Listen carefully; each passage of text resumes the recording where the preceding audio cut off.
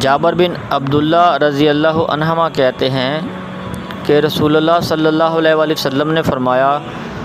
جس شخص نے اذان سن کر یہ دعا پڑھی، اللہم رب ھذہ الدعوۃ التامۃ والصلاۃ القائمہ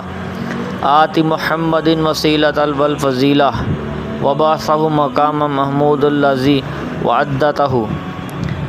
اے اللہ اس کامل دعا اور ہمیشہ قائم رہنے والی نماز کے رب، محمد صلی اللہ علیہ وآلہ وسلم کو وسیلہ